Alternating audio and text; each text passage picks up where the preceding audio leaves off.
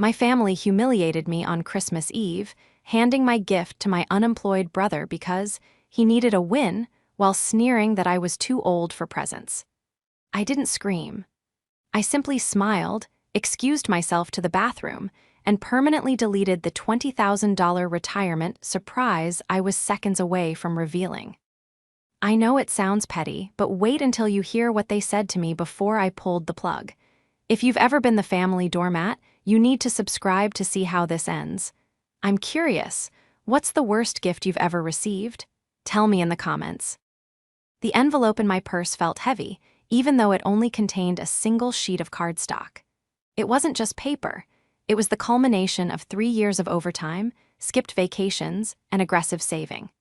It was the confirmation for a 14-day, all-inclusive Mediterranean luxury cruise for my parents, Gary and Linda. A retirement celebration.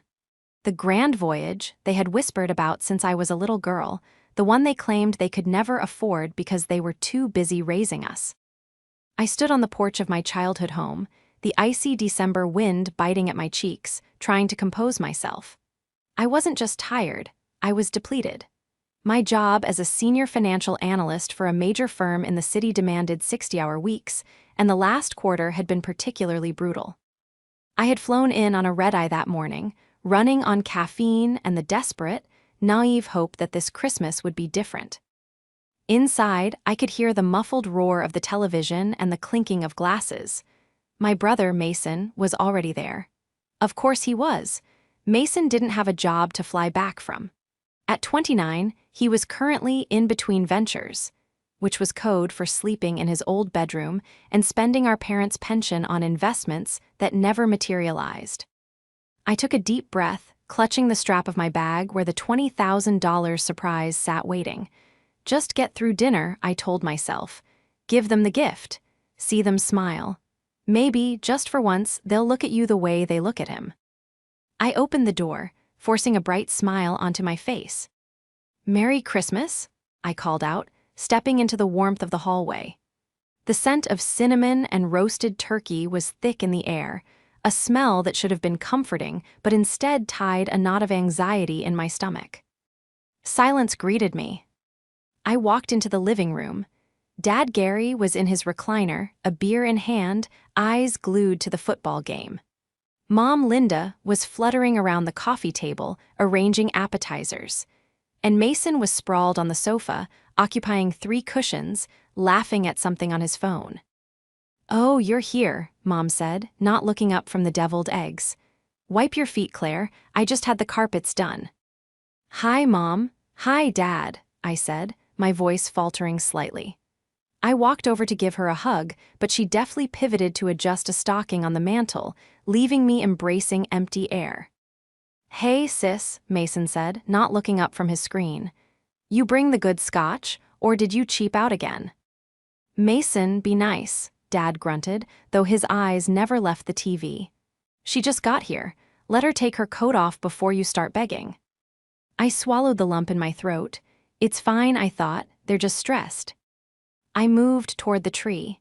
It was buried under a mountain of gifts. My contribution was modest this year in terms of physical boxes, a few nice sweaters, a new tool set for Dad, because the real gift was in my purse.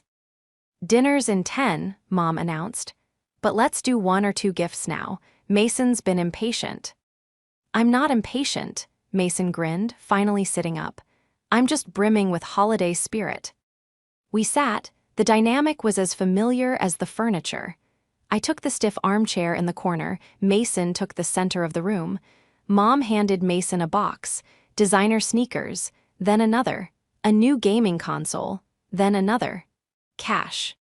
I watched, a polite smile plastered on my face. I was 32, a grown woman. I didn't need toys. I could buy whatever I wanted. But the disparity was breathtaking.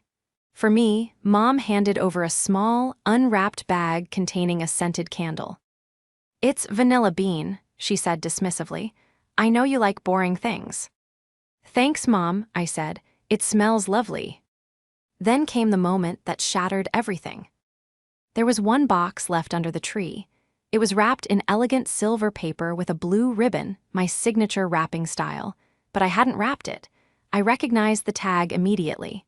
It was from Aunt Sarah, my mother's sister who lived in Paris. Aunt Sarah was the only one who really saw me. She had texted me weeks ago saying she was sending something special, something she had picked up at an estate sale, specifically for me. The tag clearly read, "To Claire." Mom picked up the box, she looked at the tag, then she looked at Mason.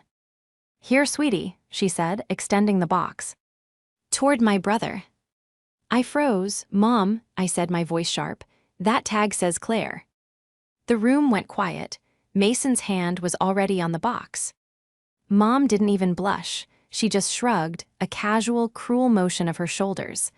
"I know, Claire, but I opened it earlier to check. It's a vintage chronograph watch. Men's style, really? Bulky." "It's a Patek," I whispered. I knew Aunt Sarah, she didn't buy junk. "Mason has been having such a hard year," Mom continued, her voice taking on that sugary, defensive tone she used whenever she was robbing Peter to pay Paul. "He's been so down about his business falling through. He needs a win, Claire. He needs something to lift his spirits." Mason ripped the paper off. He opened the velvet box. Inside sat a stunning, vintage timepiece, easily worth $5,000. "Whoa," Mason said, whistling. "Sick." He slipped it on his wrist. It didn't even fit properly. It slid down his forearm. "Thanks, Mom." "Mom," I said, standing up. My legs felt shaky. "That was my gift from Aunt Sarah. You can't just give it to him." Dad muted the TV. He turned to me, his face twisting into a scowl of annoyance. "Claire, stop making a scene. It's Christmas." "I'm not making a scene, I'm stating a fact," I argued, my voice rising. "That is my property. It has my name on it."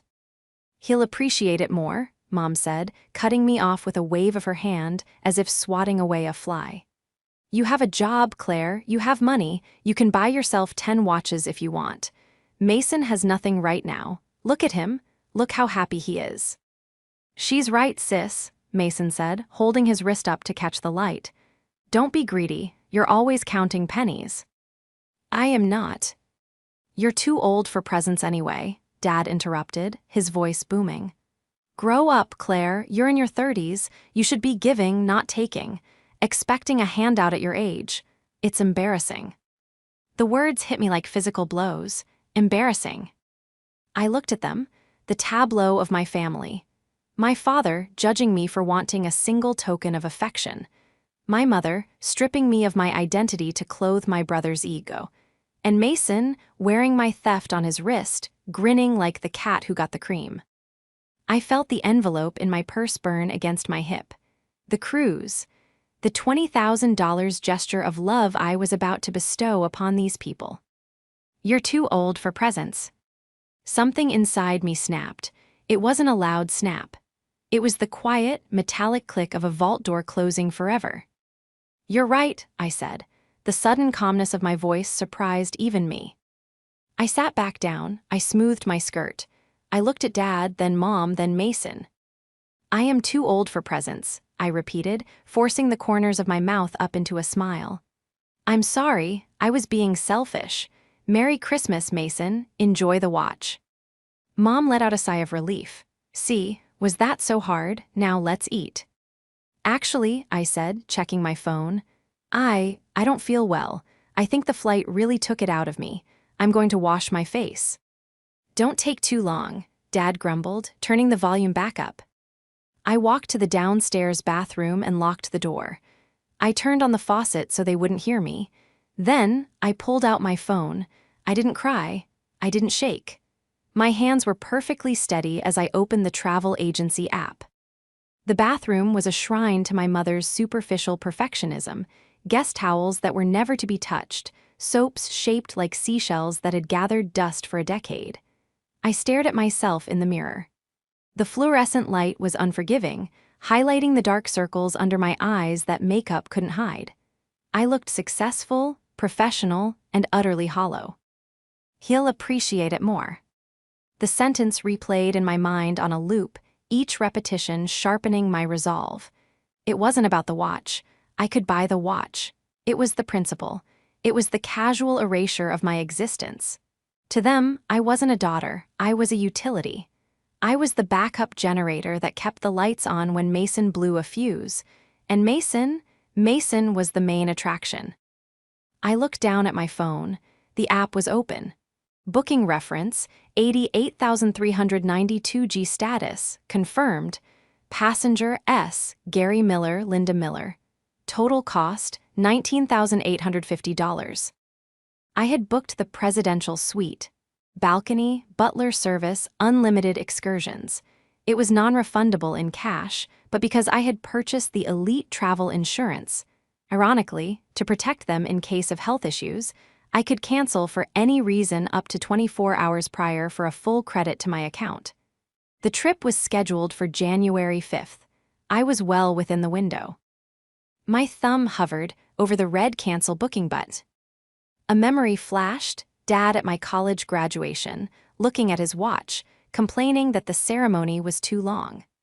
Mom at my promotion dinner, spending the entire meal talking about Mason's new DJ career. You're too old for presents. Okay, Dad, I whispered to the empty room. I'm too old for presents. You're definitely too old for a $20,000 vacation on my dime. I pressed the button. A confirmation box popped up. Are you sure you want to cancel? This action cannot be undone. I didn't hesitate. Yes. Processing. Booking canceled. Your refund of $19,850 has been initiated. A strange sensation washed over me. I expected guilt. I had been conditioned for guilt my entire life. But instead, I felt lighter. It was as if I had just dropped a heavy backpack I'd been carrying for 30 years. But I wasn't done. The cancellation was just the defense. I needed to secure the perimeter. I opened my banking app. For years, I had maintained a joint account with my parents. It was technically for emergencies, but in reality, it was their slush fund.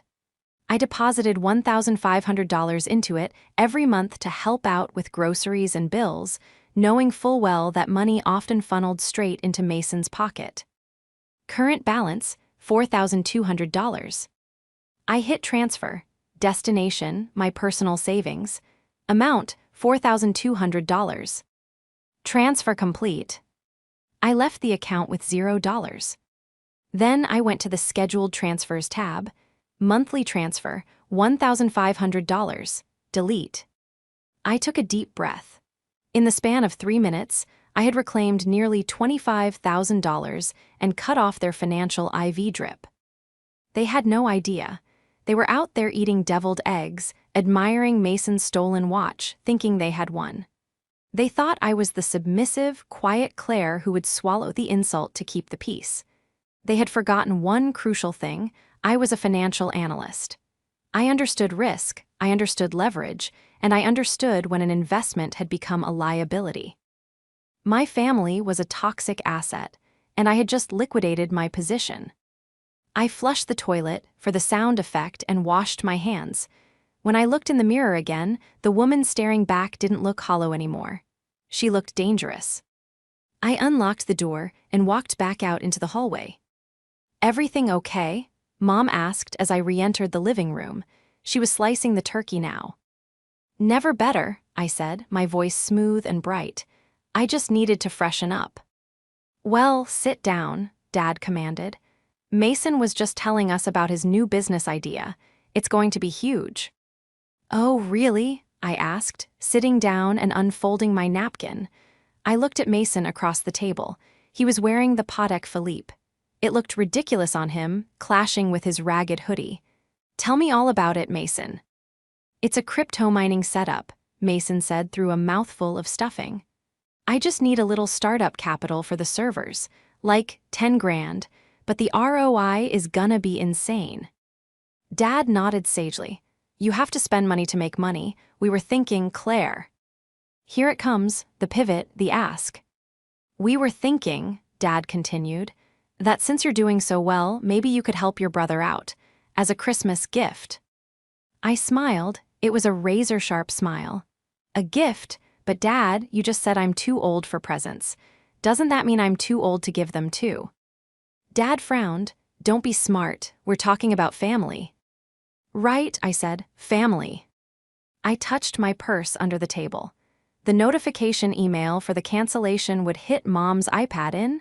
I checked my mental clock. The travel agency usually sent automated emails instantly. Mom's iPad was sitting on the sideboard, pinging occasionally with Facebook notifications. It was only a matter of time. To understand why I didn't flip the table right then and there, you have to understand the architecture of my family. It wasn't built on love. It was built on a very specific, lopsided contract. I was the responsible one. From the time I was 7, I was folding laundry, making my own school lunches, and tutoring Mason. If I got an A, it was expected. If I got a B, I was asked why I wasn't applying myself. I was the investment vehicle they expected steady, boring returns from. Mason was the dreamer. If he drew a stick figure, he was the next Picasso. If he failed a math test, it was because the teacher didn't understand his creative mind. He was the high-risk, high-reward stock they kept pouring money into, hoping for a moonshot that never came. Growing up, I made myself small so Mason could be big. I took the smaller bedroom so he could have the one with the window seat. I drove the rusted-out sedan so he could have the safer SUV when he turned 16. I convinced myself this was nobility. I convinced myself that if I just gave enough, worked hard enough, and solved enough of their problems, they would eventually love me as much as they loved him. But the antagonist of this story isn't just Mason. Mason is a symptom. The true architects of this disaster were Gary and Linda. Dad was a retired factory foreman who missed the days when his word was law. He was loud, opinionated, and deeply insecure about his own lack of financial success. He used my career as a trophy to brag about to his friends, but in private, he belittled my expertise. Number cruncher, he'd call me, bean counter, as if my 6-figure salary was a cute little hobby. Mom was the grand manipulator. She operated on guilt. She was a master of the backhanded compliment and the strategic tear. She had curated a reality where Mason was a victim of a cruel world, and I was the fortunate, ungrateful daughter who refused to share her luck. "You have no idea how hard it is for him," she would say to me, usually while asking for money to pay his car insurance. It hurts a mother's heart to see one child soar and the other struggle. So I paid for the car insurance. I paid for the emergency dental work. I paid for the lawyer when Mason got a DUI. And then there was the cruise. I had spent months planning it. I knew they had never traveled. I knew Mom cut pictures of Greece out of magazines. I wanted to give them the world. I wanted to prove, once and for all, that I was the good daughter. I had crafted a reveal speech. I was going to hand them the itinerary over dessert. I had imagined tears. I had imagined Dad hugging me, really hugging me.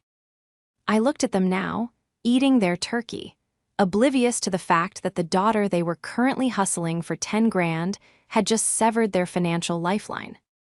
"So about the servers," Mason pressed, wiping grease on his sleeve. "I found a guy selling the rigs cheap. I just need the cash by Tuesday." "Claire can write you a check before she leaves," Mom said confidently. She didn't ask, she stated. $10,000 is a lot of money, I said calmly. "You make that in a month," Mason scoffed. "Don't be stingy." "Actually," I said, leaning forward, "I don't have $10,000 for you, Mason." "Why not?" Dad demanded. "You spend it on fancy clothes or that apartment downtown." "No," I said, "I just don't have it for this." The air in the room shifted. They weren't used to no. They were used to "I'll see what I can do," or "maybe next month." "Excuse me," Mom put her fork down. "Are you punishing your brother because of the watch? Claire, that is incredibly childish. I told you he needs this." "He needs a job, Mom," I said. The words tumbled out before I could stop them. "He needs to stop spending your retirement money on pipe dreams." "It's not a pipe dream," Mason yelled, slamming his hand on the table. The potek rattled against the wood. "You're just jealous because you're a corporate drone and I'm an entrepreneur." "You're unemployed, Mason. I shot back. And that watch on your wrist, it's stolen property. Enough, Dad roared. He stood up, his face turning red. I will not have this disrespect at my table. Your brother is trying to build something. You should be supporting him, not tearing him down. You think just because you have money you're better than us. I never said that, I said, my voice trembling slightly. You act like it, Dad spat. Walking in here with your nose in the air, refusing to help family. You know what? If you're going to be this toxic, maybe you should just leave. There it was, the ultimatum: comply or get out. In the past, I would have crumbled. I would have apologized. I would have written the check just to make the shouting stop. But not tonight. Tonight, I had a secret weapon. Tonight, I knew something they didn't. You want me to leave? I asked softly. If you can't be supportive, yes, Mom said, her lips a thin line. Go back to your fancy apartment. We'll enjoy Christmas without your negativity. Okay, I said. I stood up, I picked up my purse. Wait, Mason said, looking panicked. What about the check? Mason, Mom hissed. Let her go, she'll come back, she always comes back. She'll feel guilty by tomorrow and transfer the money. I looked at Mom, her arrogance was blinding. She truly believed she owned me. Goodbye, Mom, goodbye, Dad, I said. I didn't say goodbye to Mason. I walked to the door. Don't expect a plate of leftovers, Dad yelled after me. I opened the front door and stepped out into the cold night air.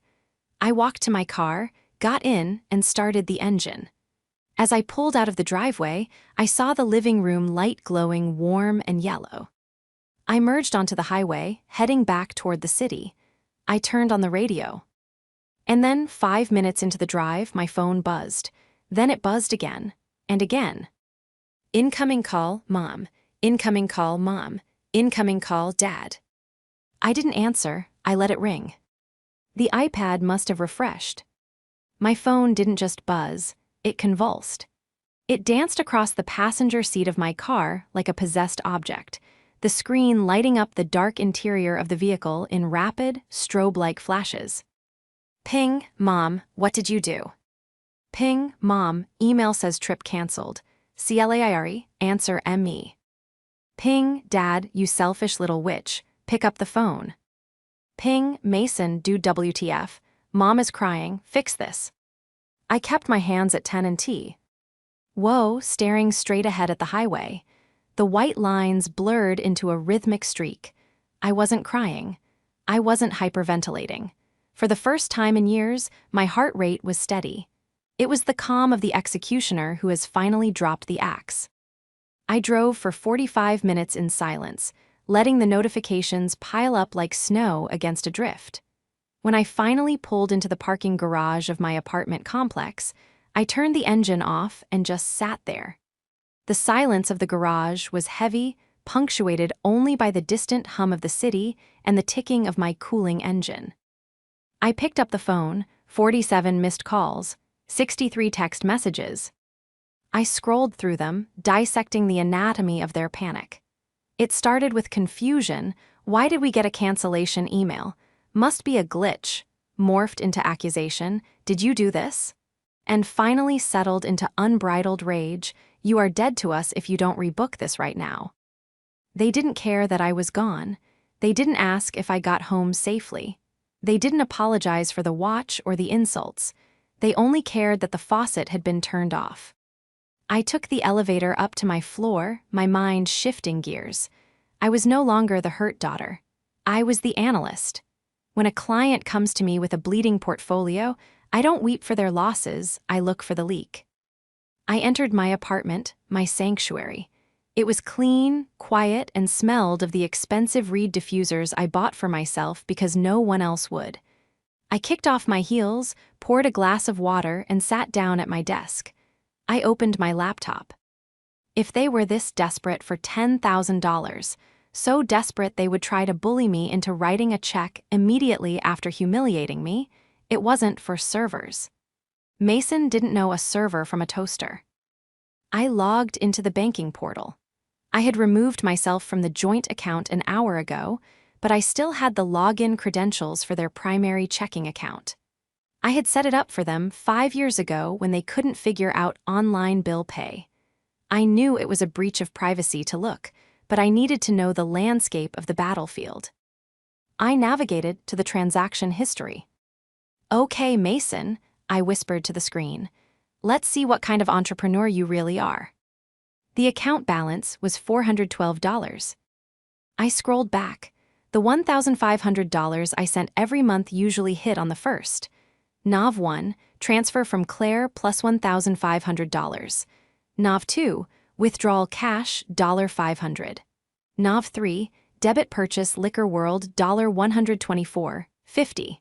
Nav 5, debit purchase GAMESTOP $79.99. Standard parasitic behavior, but then I saw the patterns shift in December. Deck 10, Venmo payment to Big T Invest $2,000. Deck 12, Venmo payment to Big T Invest $1,500. Deck 15, overdraft fee $35.00. Who was Big T Invest? I opened a new tab and ran a quick search on the handle. Nothing on LinkedIn, nothing on business registries. I checked Instagram, private profile, but the profile picture was a stack of poker chips. I went back to the bank statement. Deck 20, cash advance, credit card, deposit plus $5,000. My stomach dropped. They had maxed out a credit card for a cash advance. That came with an interest rate of nearly 30%. Deck 20, Venmo payment to Big T Invest $5,000. They had burned through $5,000 of borrowed money in seconds. And today, they wanted $10,000 more from me. I sat back, the pieces clicking together. This wasn't a business. It wasn't crypto. Mason was gambling, and he was losing bad. The servers were just the cover story Mom and Dad had swallowed, or perhaps the lie they were helping him spin. I needed more than just bank statements. If I was going to sever ties completely, I needed to ensure they couldn't drag me down with them. I logged into the credit monitoring service I used for my own identity protection. I froze. There, under inquiries, was a hard credit pull from 3 weeks ago. Lender, Quick Cash Auto Loans. Applicant, Claire Miller. I hadn't applied for a car loan. My car was paid off. I felt a cold sweat prickle at the back of my neck. They hadn't just insulted me. They hadn't just taken my money. Someone, and I had a very good guess who, was trying to use my creditworthiness to plug the hole in their sinking ship. I wasn't just dealing with a toxic family anymore. I was dealing with financial fraud. I picked up my phone. I didn't call Mom. I didn't call Dad. I called my lawyer, David. It was Christmas Eve, and I knew his rates would be double, but I didn't care. "David," I said when he answered, his voice groggy, "I need to freeze everything, and I need to draft a cease and desist. Tonight." I didn't sleep. I spent the night changing passwords, locking credit files, and disputing the inquiry on my credit report. By the time the sun rose on Christmas morning, the sky was a bruised purple, matching the dark circles under my eyes.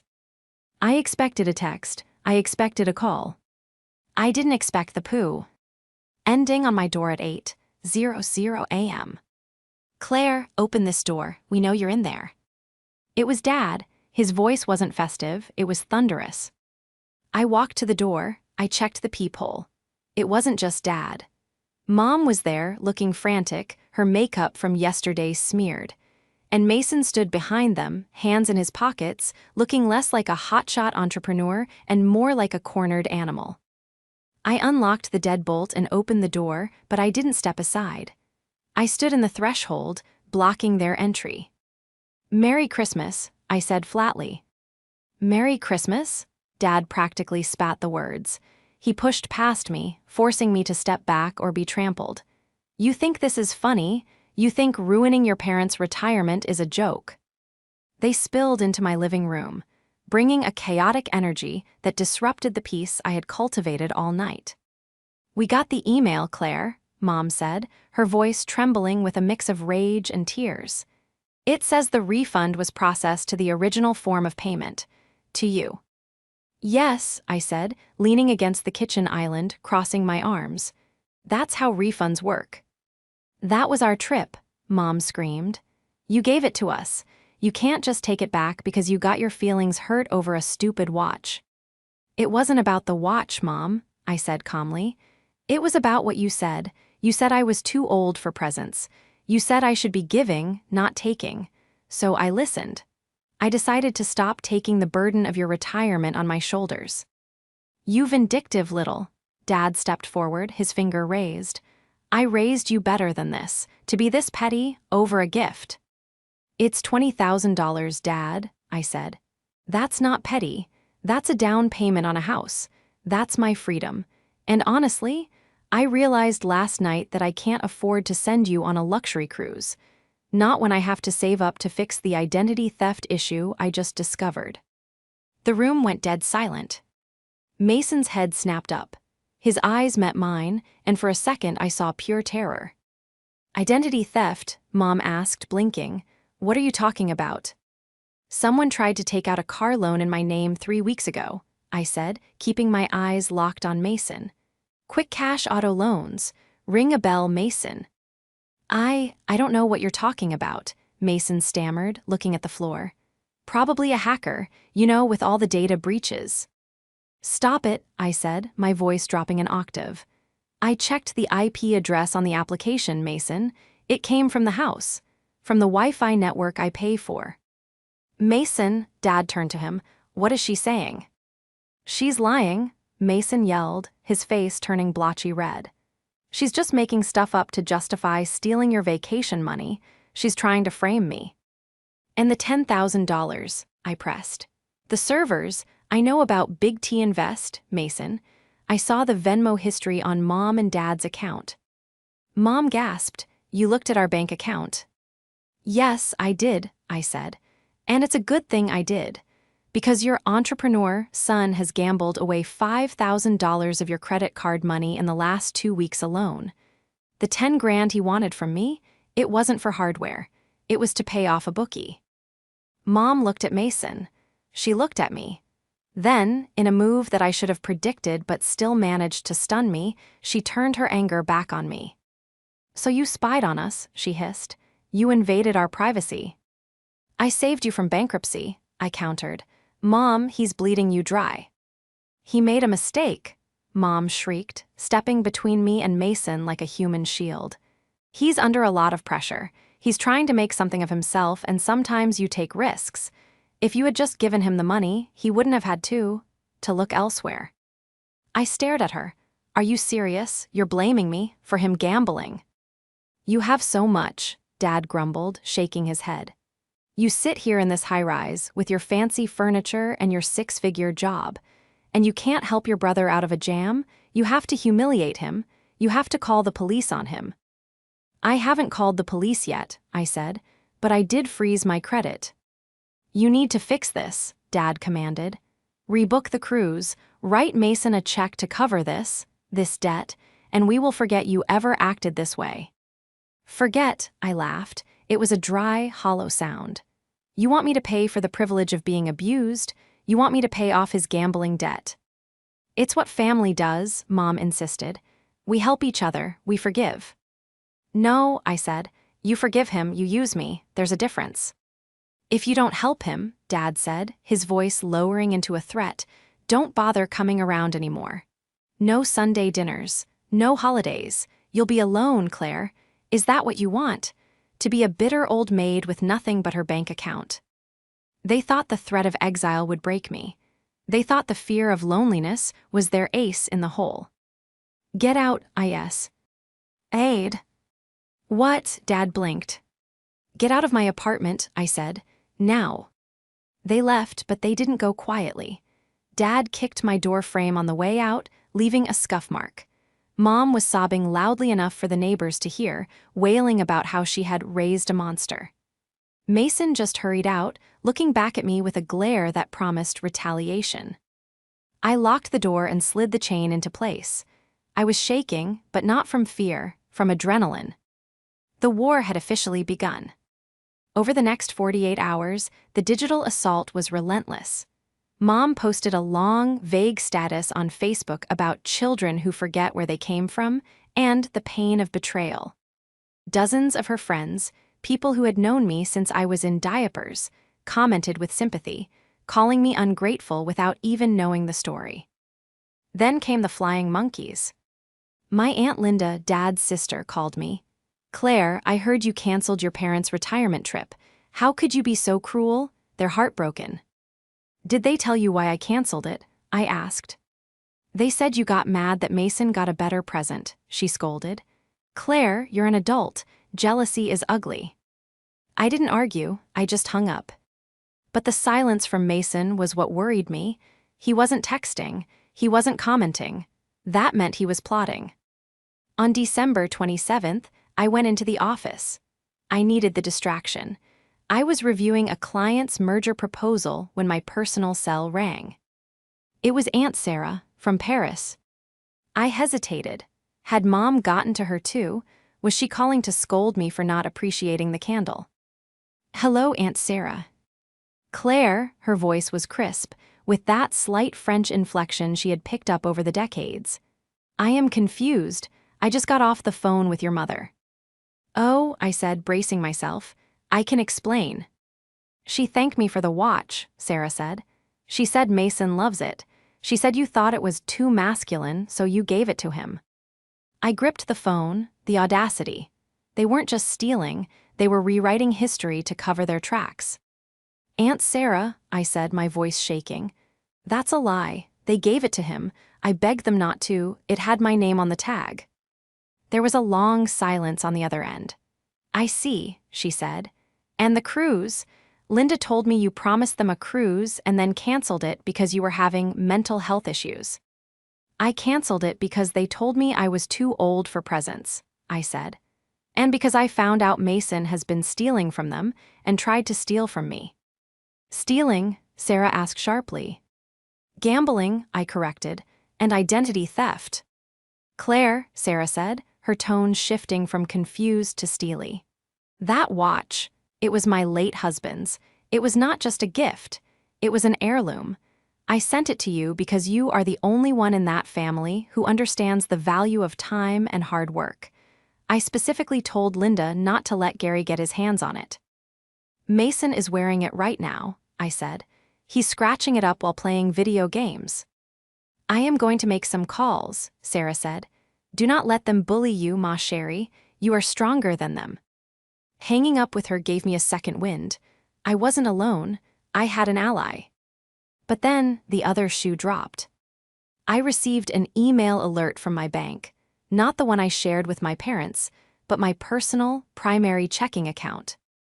Alert: suspicious activity detected. Attempted transaction, $4,900 Venmo. Status: declined. I logged in frantically. Someone had tried to link my primary checking account to a new Venmo profile. They had my account number and routing number. Ow. Then I remembered.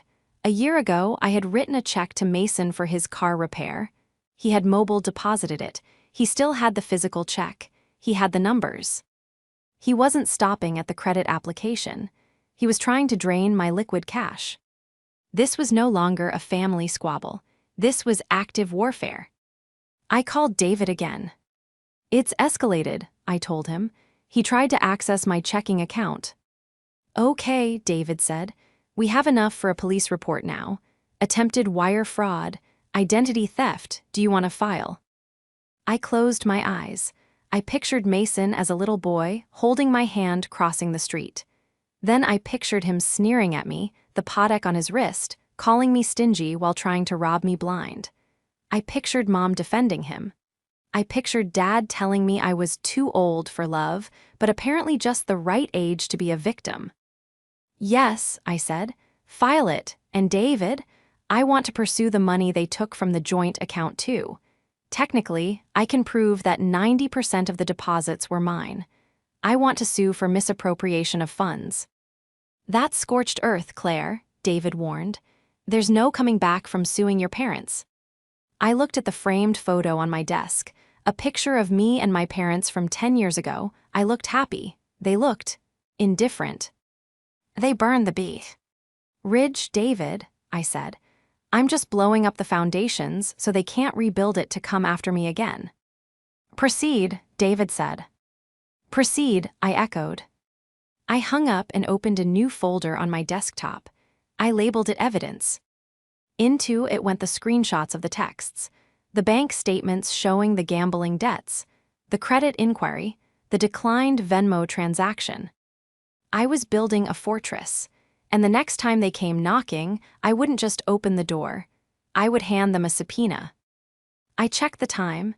It was 5:00 p.m. I had one more thing to do. I needed to let them know that the game had changed. I sent a single text to the group chat, including Mom, Dad, and Mason. I just got the alert about the attempted Venmo transfer from my checking account. I know it was you, Mason. The police report for identity theft and attempted fraud is being filed as we speak. Do not contact me again. Communicate only through my attorney. I put the phone down. I waited for the explosion. The silence that followed my text message was deafening, but it was the calm before the artillery barrage. They didn't reply. They didn't call. For 3 days, there was nothing but a void where my family used to be. Then on December 30th, the summons came. Not a legal one, a social one. It was an email from Mom, CCing the entire extended family. Aunts, uncles, cousins, and even a few family friends. Subject, New Year's Eve and family healing. Join us to ring in the new year and celebrate fresh starts. We are putting a difficult year behind us and focusing on forgiveness. Gary and I are hosting a dinner. We hope all our children will be there to show that family is stronger than any misunderstanding. It was a trap, a beautifully decorated, passive-aggressive trap. If I didn't go, I was the stubborn daughter refusing healing. If I did go, I was walking into an ambush where they would pressure me to drop the charges and the lawsuit in front of witnesses, relying on my desire not to make a scene to force my compliance. I stared at the screen, my finger hovering over the delete key. You should go, a voice said from the doorway of my kitchen. I turned. Aunt Sarah stood there, looking chic in a silk scarf and wool coat, holding a fresh croissant. She had flown in from Paris that morning, bypassing my parents' house entirely to stay in my guest room. If you don't go, Sarah continued, taking a bite of the pastry, they will tell their version of the story. They will paint you as the villain.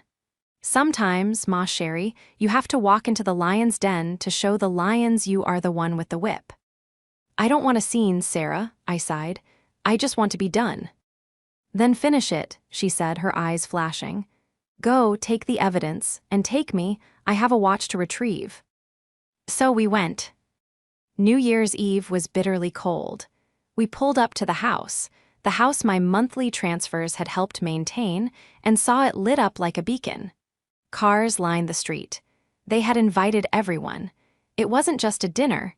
It was a courtroom, and the jury was stacked with people who only knew Mom's version of events. I walked in with Sarah on my arm. The conversation died instantly. Claire, Mom cried out, rushing forward with a performance-worthy smile, wearing a sequined dress I knew she couldn't afford. She stopped short when she saw Sarah. Her face paled. Sarah, I didn't know you were in the country. Evidently, Sarah said coolly, not offering a hug. Hello, Linda. Well, come in. Dad boomed from the living room, though his eyes narrowed when they landed on me. Glad you decided to do the right thing, Claire. We moved into the living room. Mason was there, holding a beer, surrounded by cousins. He looked smug. He was wearing a suit that was too tight, and on his wrist, glinting under the recessed lighting, was the Patek Philippe. Hey sis, Mason called out, loud enough for everyone to hear. Glad you made it. No hard feelings, right? New year, clean slate. He was banking on the audience. He thought I wouldn't dare bring up the fraud in front of Uncle Bob or Cousin Jenny. We'll see, I said quietly. Dinner was an exercise in torture. Mom made a toast about financial struggles and family sticking together through hard times, casting meaningful glances at me. Dad told a story about how some people lose their way and get greedy, while staring directly at my forehead. I ate in silence, biding my time. The explosion happened over dessert. "So, Claire," Uncle Bob asked, oblivious to the tension, "Gary tells us you've been working too hard, stressed out. That's why you canceled their big trip." I put my fork down. The clink against the china rang out like a bell. "Is that what they told you?" I asked, looking at Mom. "We're just worried about you, sweetie," Mom said quickly, her eyes wide with warning. "You haven't been yourself, the outbursts, the paranoia." "Paranoia," I repeated. I reached into my bag and pulled out a thick manila folder. I placed it on the table. "Is it paranoia when I have the IP logs?" "Claire, put that away," Dad warned, his voice low and dangerous. "Not here." "No, Gary," Aunt Sarah interrupted, her voice cutting through the room. "Let her speak. I am curious why my gift to her is on your son's wrist." Mason hid his hand under the table. "Mom gave it to me," he muttered. "After they told me I was too old for presents," I added, looking at Uncle Bob. "And then, when I refused to give Mason $10,000 to cover his gambling debts, they kicked me out." "Gambling debts?" Cousin Jenny whispered. "Lies," Mom shrieked, standing up. "She's lying, she's jealous of him." "Am I?" I opened the folder. I didn't yell, I didn't scream.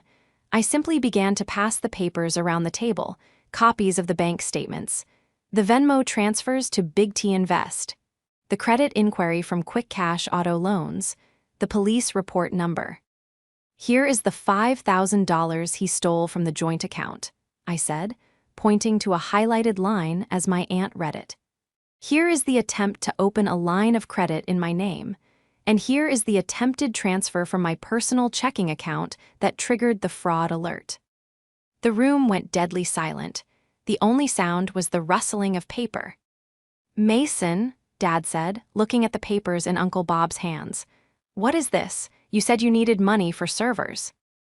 It's doctored," Mason stammered, standing up, knocking his chair over. "She made it up.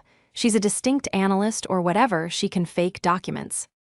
"I didn't fake the police report, Mason," I said coldly. "Detective Miller, no relation, is the one handling the case.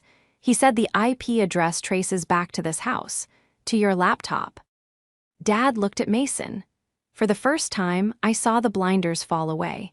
He saw the sweat on Mason's brow. He saw the terror.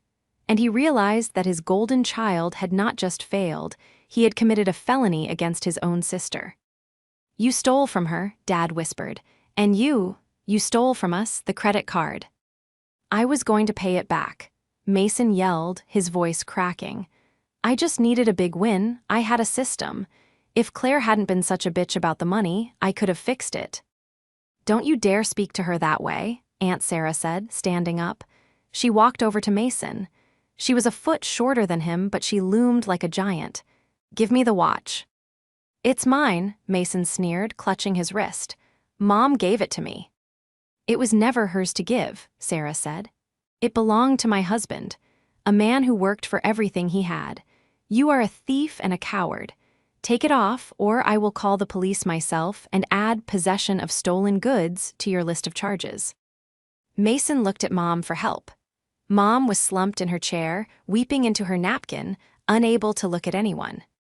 Slowly, furiously, Mason unbuckled the watch. He slammed it onto the table. "Fine," he screamed. "Take it, take everything. You all want me to fail anyway." "No one wanted you to fail, Mason," I said, my voice steady. "We just wanted you to grow up, but it's too late for that now." I stood up. I looked at the extended family, my aunts and uncles who were looking at my parents with a mixture of pity and disgust. The facade was gone. The perfect family, myth my mother had cultivated for decades, was shattered, lying in pieces among the cake crumbs. "I'm leaving," I said. "Happy New Year." "Claire, wait," Dad said, his voice broken. He looked old suddenly, defeated. We can work this out, don't leave like this."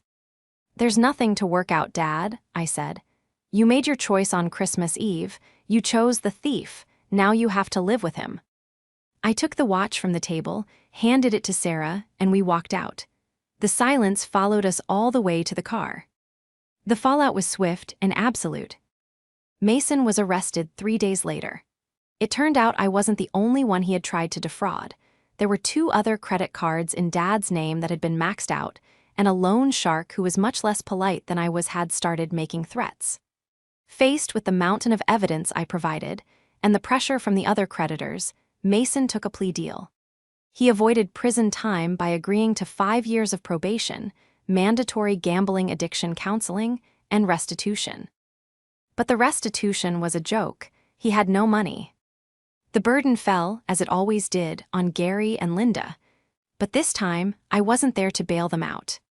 To pay off the loan shark and the credit card debt to avoid a lawsuit, my parents had to sell the house. The house I had grown up in. The house they had planned to retire in. They downsized to a 2-bedroom rental in a less desirable part of town. I didn't help them move. About 3 months later, I met Dad for coffee. It was the first time I had seen him since the party. He looked thinner, his bravado as gone. "Your mother misses you," he said, stirring his black coffee. "She cries every day."